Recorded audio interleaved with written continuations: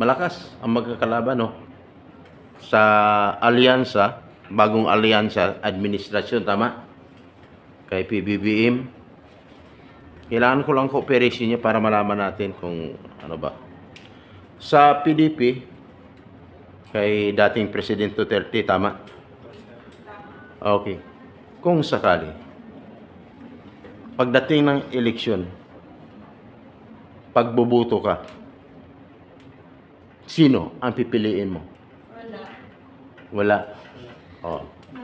Undecided. Isa. Sa PDP, laban, taas yung mga kamay. Taas yung mga kamay. PDP, ha? PDP. Meron pa? Meron pa. Okay. Sa alyansa, taas yung mga kamay. Alyansa, taas yung mga kamay. Huwag mahiya. Walang tumataas ang mga kamay. Guilty. Sabi ko. Tapos na tayo. Yung sinasabi mong alas 3 ka makalabas dito, hindi ka na alas 3 makalabas dito. Ang labas mo dito, alas 6 na ng hapon. Okay? Papaya ba kayo? Abutin po kayo ng alas 6? Hindi! Gusto nyo bang makauwi ng maaga? Gusto nyo bang uwi ng Pilipinas sa may dalang pira sa pamilya? Yes!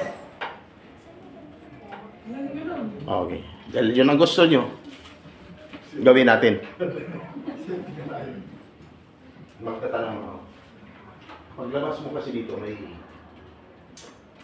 certificate na kayo. Tama? Tama. Yun ang katibayan na kayo ay dumaan sa legal na proseso para makaalis. Pasalamat kayo sa inyong agency. Dahil sobrang bait ang inyong agency. Kasi kung hindi mabait ang agency niyo, hindi kayo pinagpidos dito. Bakit? Makita nila. Naku, pagdating niyo doon, mayroong speaker doon. Kung gustuhin mo matulog, hindi ka magkatulog. Sobrang higpit noon. Kala mo okay na lahat ang napag-usapan doon sa module, pero may marinig ka doon. Yung discouragement. Sa halip ng encouragement, more on discouragement.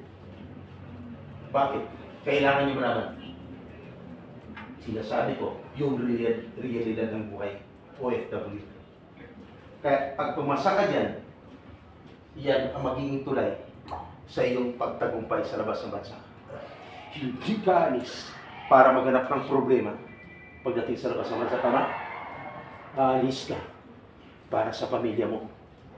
Kaya ang tanong, sa abroad, isang tanong, isang sagot. Iparinig niyo sa mga first timers. Abroad, masarap buhay, OFW hindi. First timer, narinig niyo? Sabi ng mga abroad, hindi. Kaya kadalasan, saan ka mamuwi ka na? Balik ka agad, mama. Kasi, yun ang sinasabi ko kanina, itong pinakalas part, no? Pinakalas ko na part. Itong pinaka-part ko talaga. Na hindi ko lang pwede makikialam kahit sino speaker ito. Kasi ang part na to is welfare assistance. Just in case of emergency. Kaya di ka marami kang maririnig. Na akala mo okay ka na. After magpidos. Pero pag may narinig ka, na may nangyari pala sa'yo, kung 100% ang excitement mo kanina, pagdating sa part na to, bawat may nangyari sa'yo, nagbabawas ako ng 20% sa excitement mo. 5 times mangyari yan. Kaya kung 5 times ako nakapagbawas sa'yo ng 20%, malamang ubos yung 100% mo na excitement. Kaya umpisan ko na. Sabi ng iba, mga ex-abroad, hindi masarap. Marami pa akong dapat itatanong. Pero ito na simulan ko. Itong naayon sa batas. No? Na dapat mong malaman.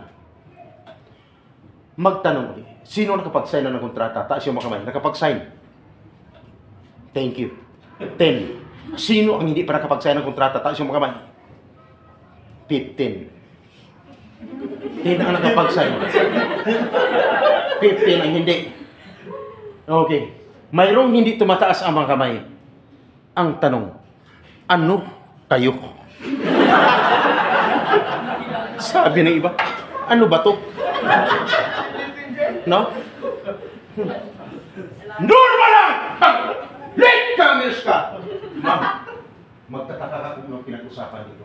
Anong oras ka dumating, ma'am? 1:50. Ex-abroad po. Ex-abroad ka? Kaya pala, ma'am. Ang dami mong hindi inabutan sa akin. At sinabi na ex-abroad. Okay lang, wait. Sinabi pa na ang ex-abroad, okay lang. Ex-abroad, wait, okay lang. Sabi, mag-ingat ka sa nagsabi sa'yo. Okay lang mag-ex-abroad. Ang sabi ng uwa, Diyos is Amanda, tourist seminar to only party contract workers na only for first time magaling sa mga ex-abroad. Ma'am, huwag kang mag-alala. At least may inabutan ka sa part ko. Ma'am, tingin sa akin. Kasi alam ko agad. Pag yung taong may iniisip, pag tingin ko pa lang sa mata, alam ko kung saan ang mind niya. Pag tinitigan kita sa mata, alam ko na kung ano nilalaman ang isipan mo. Kasi ang iba tumatango. Mister. Ang iba naman, hindi talaga tumatango. Nakatitig lang. Yung sabi, ex-abroad na ako. Paulit-ulit na lang to. Mga ganun, di ba, ma'am? Ang iba dyan, inaabot ang 30 years sa labas ng bansa. Pero yung sa part ko, ito ang hindi nila alam. Kung bakit ako nagtatanong. Kasi bakit? Kung sino nakapag-sign ng kontrata at hindi.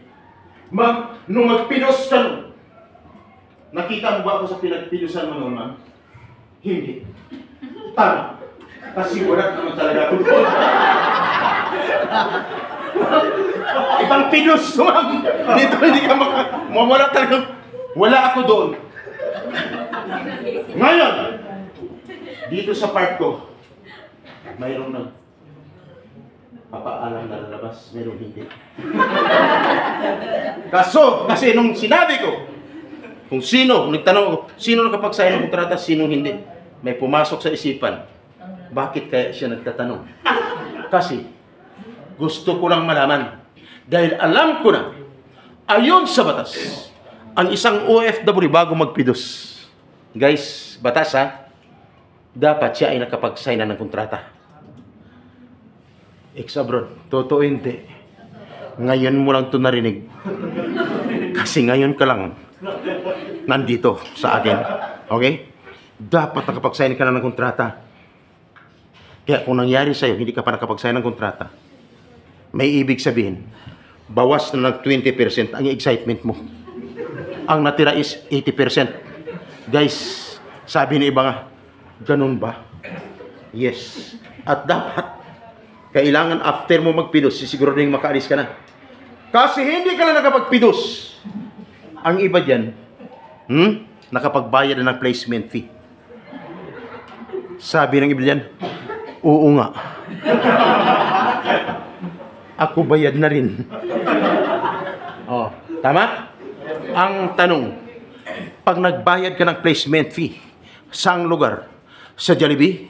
Sa Chowking? Sa McDo? Sa Max Mall, Hotel o Restaurant? Wala sa nabanggit ko na lugar. Kung hindi sa loob ng agency. Ang sagot dito noong nakarang araw, Sir, sa GCash. Nung magbayad sa GCash, 12 teachers na banggit ko kanina, 12, nadali ng 280,000. Ang sabi, dito nyo ako puntahan pag nagpaluap kayo. No? After yung magbayad. After magbayad, lumagpas ng isang buwan, wala na doon. Kasi, tinangay na. 280,000 times 12. Magkano? Grabe, no? 2 million mahigit agad, no? Gusto niyang gawin? Instant. Millionaire.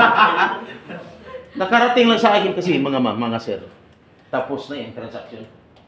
Sana kung noon pa lang. Kaya dapat, sa loob ng agency, sinundan ng Dalawang po mga taga Batangas, 178,000 bawat isa. Iba na naman yun. Papuntang Poland, Korea, Africa, Malaysia, Japan, Czech Republic. Ingat ha. Sa lugar na nabanggit ko,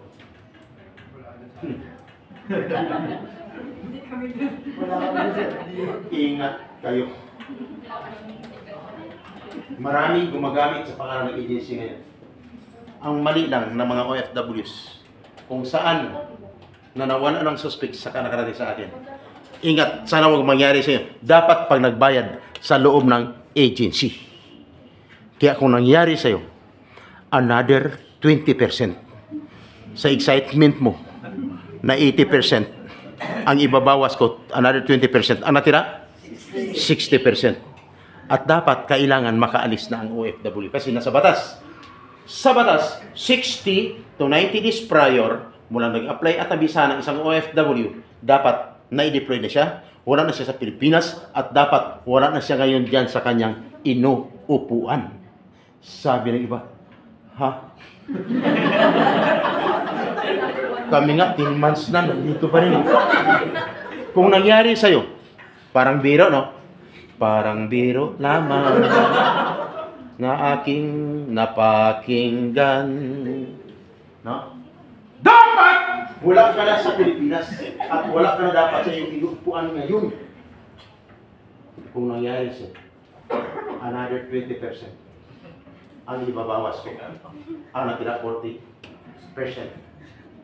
At pag halimbawa pala pag nagbayad, 40 o 20 na lang? 40. 40. Pag nagbayad ng placement fee, magkano dapat? Ang salary is 20,000, dapat equivalent of 1 month salary. Tama? Sabi ng iba, ha? Bakit sa akin sobrang laki? May ibig sabihin, another 20% ang mababawas sa'yo. Ang natira is 20%. Normal na yan. Pagdating sa part na to, mabuti na lang na si ma'am. Kumakaway talaga at gusto mo magtanong. Pero kadalasan dito ma'am, sa placement fee ang pinag-usapan, lahat, pati pirmahan ng kontrata, pati yung ano, ang nangyari. Hindi man na nagpapaalam sa akin. Bigla na lang lumalabas. At ang ginawa sa labas, akala ko magsisiyan. Yung pala tumatawag na, ma'am, bakit ginawa ito sa amin? Baon pa naman kami sa utang lagi. Parang kwento lang, no? At least may natutunan, no? At dapat pag nagbayad, kasi bawas ko rin yung 20%, kung natira 20%, at pag nagbayad, meron ka po lang ano? Resibo. Sabi ng iba, resibo. Ito na nga ang hinahanap ng puso. Ano nangyari sa'yo? Gusto mong tumaas na kamay, ma'am? Bigyan ko lang kayo ng number at magkano mamaya. Meaning to say, pag nangyari sa'yo, dahil nagbabawas ako tuwing may nangyayari sa'yo kanina ng 20%, at by times ubos ng excitement po na 100%. Dahil ubos na. Ano, Mr. Sam? Bakit alam mo? At anong nangyari sa amin? Tingin sa akin. Meaning to say, you are a victim of illegal recruitment. Nabanggit kanina sa Dos and Don'ts. That is a violation of Republic Act 8042 of Anti-Illegal Recruitment or 10022 as amended of Anti-Human Trafficking Violation. Sabi ng iba, ha? Ganun ba? Kaya normal ang iba gusto pang tumawa ng tumawa habang ako'y nagsasalagka dito. Kaya ang lahat nangyari na sa kanya, parang inaagaw ng hinahatak ang kanyang mga mata. Antok ang kanyang mga mata. Gusto mang tumawa. Pilitin tumawa pero inaatake pa rin ang katotohanan. Nangyari na sa kanya. Guys, nangyari man sa'yo, hindi ko binanggit ito upang takutin kayo. Ang purpose ko lang malaman ninyo. At kung may taga-agency dyan, magpapasalamat kayo. Mr. Sam, maraming salamat pala. Kasi bakit kung hindi dahil sa inyo, hindi marinig ng mga participants namin ngayon na pinadala dyan. Kasi Mr. Sam, totoo pala yan. Totoo kaya yan, maraming gumagamit ng pangalan namin ng aming agency sa labas. Ang purpose lang, makatana ng malaking halaga sa mga OFWs. Tama? Para mapapaniwala yung mga OFWs, itong mga magandang OFWs, mga bata pa, mapauo lang na mapauo, expedite kasi ito. Sige, maghulog ka na sa GCash. Ayun, nadali sa ka-GCash. Ingat, nangyari man sa inyo sa labas, i-inform yung agency. Bakit? Maraming gumagamit ng pangalan ng agency. At pag nahuli yung suspect sa labas, makulong habang buhay na pagkabilanggo, habang buhay din na pagkabilanggo, yung kausap ko sa loob ng agency, na hindi mo lang ma-inform na biktima ka para sa labas. Kasi bakit? Pag nahuli yun, kakanta yun. Ayun o, kasama ko naman yun sa loob ng agency. Pag in-investay ng NBI, pati agency damay, pwede magkaroon ng tinatawag na cancellation of license to operate. Ang isang recruitment agency. Bakit? Ano naging violation? Accessories of the crime. Mr. Sam, bakit alam mo, Mr. Sam? Kasi yan ang trabaho ko mula noon hanggang ngayon. Kaya kung bakit ka magtataka, habang ako nakatayo dito sa harapan, panay ikot ang aking kamera. Kasi bakit? Pag nasintruhan yan, at biglang nag-blink ang aking video, may ibig sabihin, positive. Hindi, kawid mo lang kasi sir yung lalaki na ano. Kawid mo lang, no? Ingat ha. Alam ko yan. Kaya ingat. I-inform niyo yung agency para hindi sila madamay ha. Nangyari man sa inyo sa labas. Maawa po kayo sa inyong agency. Maawa po kayo. Kaya kung bakit kayo pinadala ng agency dito, ang purpose lang nila, mapangalagaan kayo. Mahal po kayo ng inyong agency. At hindi lang agency lang pumahal sa'yo. Kami na nandito, mahal din po kayo namin. At kaibang pilos to. Bihirang pilos na mayroong ganito. Na may nakatutok na tumutulong sa mga OFWs sa loob at labas ng bansa. Kaya kayo mangyayari, dapat maging handa kayo. Mr. Sam, gaano ko itong sinasabi mo? Kung narinig nyo nun, sa extra, may narinig kayo sa extra sa radio, pag sinabi, mula sa Luzon, Makati, ito si Patrol 141, ano ko natin, pila na may tulong lakas 50,000 watts. DWIC! Ako po yun. Sa isang radio, pag sinabi, mula sa Luzon, Manila, ito ang RSUs sa may karabaw sa ang naglilingkod sa pagbabalita. Ako rin po yun. Ma'am, maganda bang boses ko? Maganda man, hindi.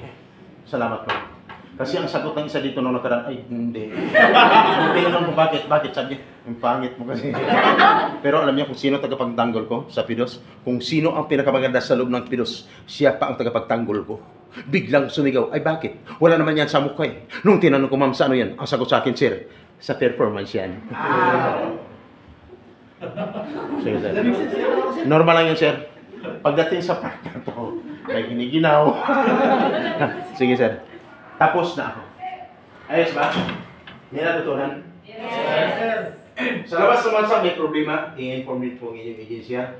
I-inform din yung agency, sabihin ko anong totoo. Ma'am. Ano ka? Singapore? Singapore ka? Kuwait ka? Last week lang. Yung tinabi ko kanina. Yung sa club, no? Kawawa sila 4 na buwan. Yung dalawa nakauwi, yung dalawa na iwan pa doon. Yan ang nagtrabaho ito bukas at saka yung isang biktima ng rape. May isa pa, yung nakulong doon. Ingat, Mr. Sam, alam mo pala yan, yes. Sa isang dyaryo, ako si, kaagapay natin, sa isang dyaryo ako si Latigo ng Bayan. Kaya kung bakit makikita niyo ng ganun lang kakapal ang mukha ko. Kasi madami ko ng Latigo.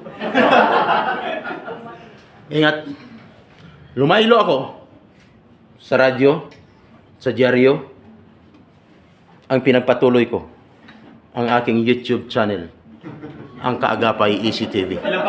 No? Ayos ba? Ha? kanina, marami na nagsasubscribe sa Kaagapay ECTV. Mayroon pang gustong i-search para malaman nyo kung anong gaano katotoong pinagsasabi ko. Hindi po to fake, ha. Hindi katulad ng iba na mangupyan lang sinasabi ng ibang vloggers at saka i-upload. Dito po, totoong pangyayari.